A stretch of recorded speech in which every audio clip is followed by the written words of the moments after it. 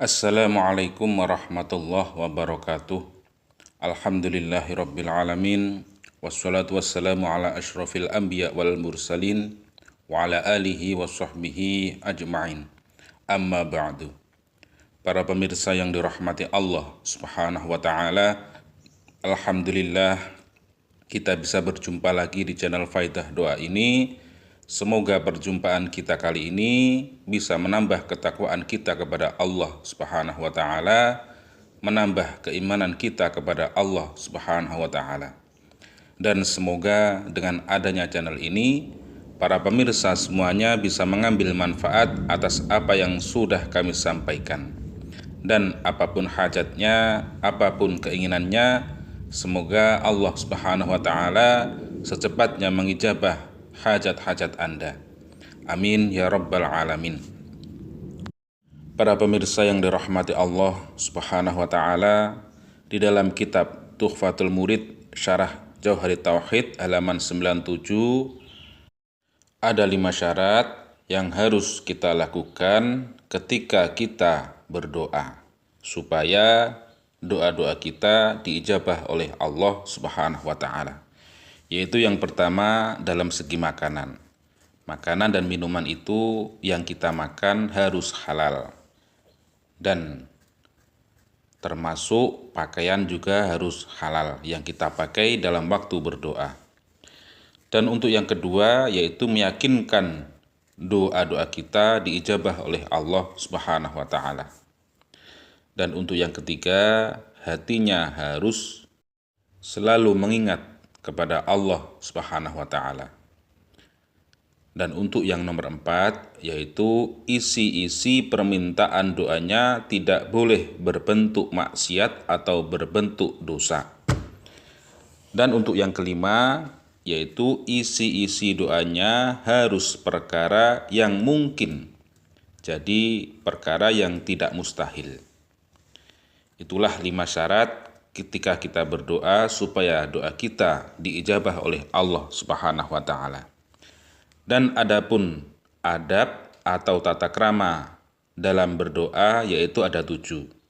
Yang pertama yaitu memelihara waktu ijabah.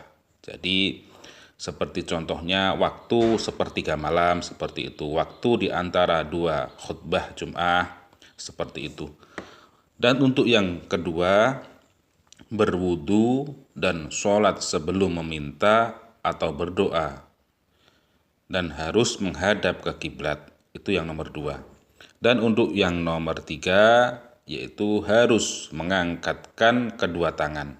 Itu adabnya seperti itu, ketika kita berdoa harus kita mengangkat kedua tangan. Itu salah satu tata krama atau adab dalam berdoa.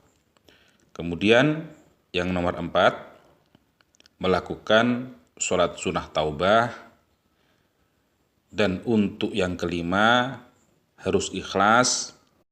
Dan untuk yang nomor 6 yaitu sebelum berdoa diawali dengan membaca kalimat alhamdulillahirabbil alamin, kemudian bersolawat Allahumma sholli ala sayyidina Muhammad wa sallim. Kemudian baru kita berdoa atau meminta hajat-hajat kita. Dan kemudian diakhiri dengan bacaan wassallallahu ala sayyidina Muhammadin walhamdulillahirabbil alamin. Dan untuk yang nomor terakhir yaitu kita harus berhusnudzon kepada Allah Subhanahu wa taala. Berprasangka baik kepada Allah Subhanahu wa taala.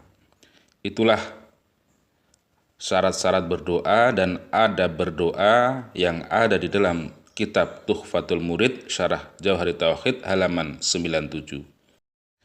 Para pemirsa yang dirahmati Allah Subhanahu wa taala, pada kesempatan kali ini kami akan membagikan sebuah amalan yang mana amalan tersebut sudah kami buktikan, sudah kami amalkan ketika saya menjual tanah.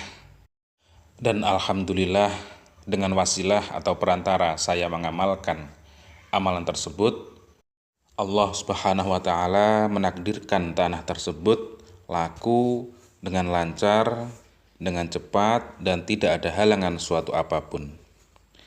Amalan ini kami dapat ketika saya ditamui atau ada tamu ke rumah saya dan saya waktu itu curhat. Kemudian saya diberi amalan atau ijazah. Amalan ini kemudian saya amalkan. Sebenarnya saya mengamalkan tidak sesuai prosedur yang diijazahkan oleh seorang tamu tersebut. Sebenarnya amalannya yang dijazahkan tamu tersebut itu prakteknya yang mengamalkan langsung ke lokasi, kemudian setiap sudut pojok tersebut itu dibacakan surah yang ada dalam Al-Quran, kemudian waktu mengamalkannya itu menjelang maghrib. Terus kemudian saya kan jarak jauh dari lokasi tersebut, kemudian saya inisiatif, saya amalkan sendiri di rumah dari jarak jauh, tetapi saya hanya membayangkan tanah atau lokasi yang saya mau jual. Dan alhamdulillah dengan inisiatif atau amalan yang saya amalkan tersebut, tanah saya laku dengan cepat dan transaksi lancar, tidak ada halangan apapun. Adapun amalannya yaitu membaca surat An-Nasr, yaitu Bismillahirrahmanirrahim. Idza jaa nasrullahi wal fath wa ra'aitan nasa yadkhuluna fi dinillahi afwajan fasabbih bihamdi rabbika wastaghfiruh innahu kana tawwaba. Surat tersebut dibaca sebanyak 12 kali sambil saya membayangkan di setiap sudut pojok lokasi tanah yang saya mau jual. Cukup hanya seperti itu, tapi waktunya ya waktu menjelang maghrib saya amalkan, tetapi dari jarak jauh dengan saya membayangkan tempat atau lokasi yang saya mau jual.